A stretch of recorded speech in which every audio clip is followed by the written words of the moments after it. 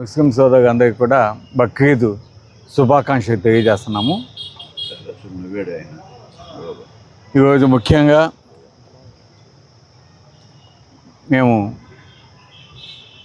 DSP office వచ్చి DSP గారిని కలవడం జరిగింది. నిన్న కూడా మా నాయకులంతా కూడా వచ్చి జనసేన పార్టీ సంబంధించి కొంతమంది నాయకులు ఇష్టానుసారంగా మాట్లాడటం, మా ఇంటిని దిగ్బంధం చేస్తామని, దాడులు చేస్తామని చెప్పటం, ఇవన్నీ మీడియాలో సోషల్ మీడియాలో వచ్చాయి. కాబట్టి మా వాళ్ళు కూడా వచ్చి కంప్లైంట్ ఇవ్వడం జరిగింది.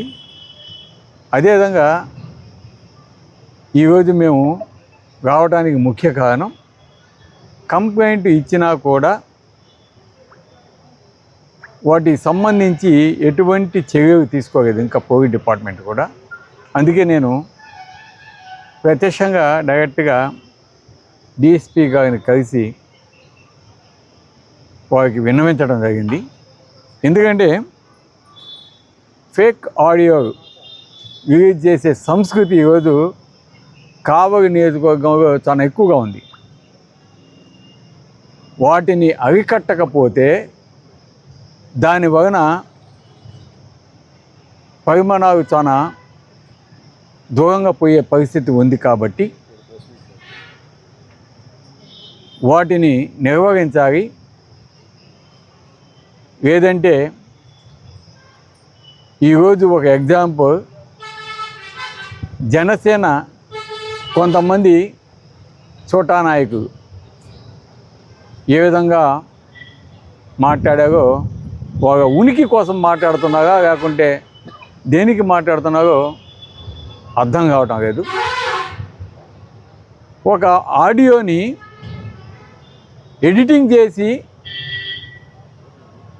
నేనేదో పవన్ కళ్యాణ్ గారిని, అదేవిధంగా నాకు రాజకీయంగా ఎమ్మెల్యేగా పోటీ చేసేదానికి అవకాశం ఇచ్చిన మా చిరంజీవి, ఎందుకంటే చిరంజీవి గారికి ఎప్పుడు నేను గౌరవం ఇస్తూ ఉంటాను.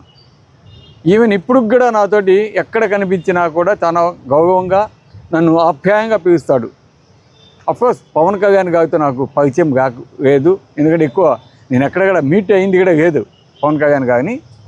ఏదో 1-2 సార్లు అక్కడ మన ఆఫీసులో అప్పుడు ప్రజారాజ్యంలో ఉన్నప్పుడు చూడటమే తప్ప డైరెక్ట్గా నేను మాట్లాడింది కూడా లేదు.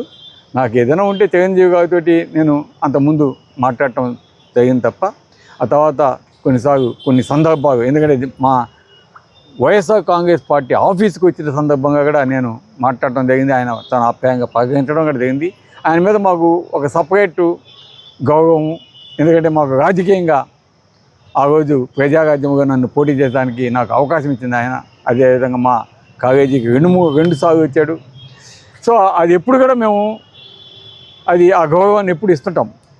కానీ ఎవడో పనికి మాగిన ఎదవ ఎడిటింగ్ చేసి ఆ వీడియోకి పెడితే వాటిని జనసేన బచ్చ నాయకులు కొంతమంది చూసి మా ఇంటిని దిగ్బంధం చేస్తాం అని ఈరోజు భయపిస్తే ఈరోజు ఎవడు భయపడిపోతాడు?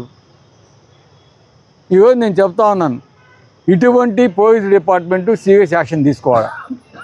ఆ వీడియో ఒరిజినల్ వీడియో ఎక్కడ ఉందో, ఎవరి కాడి నుంచి వచ్చిందో తెప్పియాగా, దాన్ని ఎడిటింగ్ ఎవరు చేశారో వాళ్ళని బయటికి తీయాగా, బయటికి తీసి వాళ్ళ మీద యాక్షన్ తీసుకుంటే అప్పుడు బాగుంటుంది. అట్ట కాకుండా అసలు తీసేసి మరి వాళ్ళని ఇబ్బంది పెట్టి ఇవన్నీ అవసరంగా.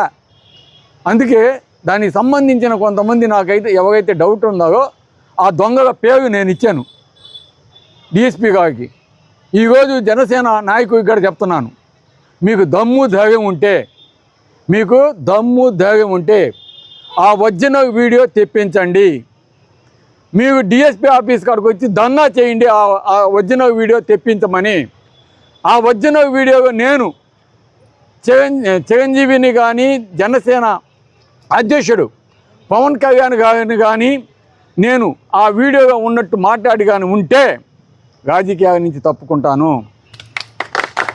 వాడిని తిట్టినట్టుంటే రాజకీయాల నుంచి తప్పుకుంటాను. అది తెప్పించి మీకు ప్రూవ్ చేసే ధైర్యం దమ్ము ఇప్పుడు మాట్లాడే కదా నా మీద ఆ బచ్చ నాయకుడు వచ్చి మీకు దమ్ము ఉంటే వచ్చి ఎడచేయండి. లేదా దమ్ము ఉంటే అది ఎవడు పెట్టాడో వాళ్ళని మాట్లాడండి, వాళ్ళని అడగండి, వాళ్ళే కాడపోయి ధర్నా చేయండి.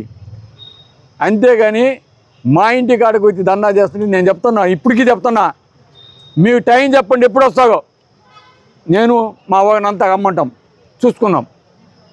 నెల్లూరు నుంచి వస్తాగో, కావలి నుంచి వస్తాగో, వచ్చే పని అయితే రండి, చెప్పండి, పలానా టైంకి వస్తాను, మగవాళ్ళు అయితే చెప్పండి, మా వాళ్ళు కూడా వస్తారు, చూసుకుందాం. అంతేగాని మీ ఉడత ఊపుగకి ఈడెవడు భయపడేది కాదు.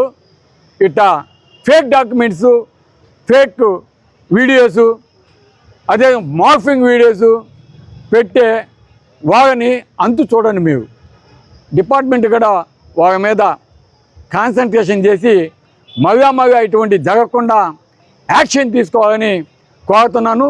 ఆ జనసేన బచ్చా నాయకుడు ఎవడైతే ఉన్నాడో వాళ్ళు కూడా మీకు వీడియో కూడా ఎడిటింగ్ చేశాగా, మార్ఫింగ్ చేశాగా, అది తెలియని బుద్ధిసాగి మీరు.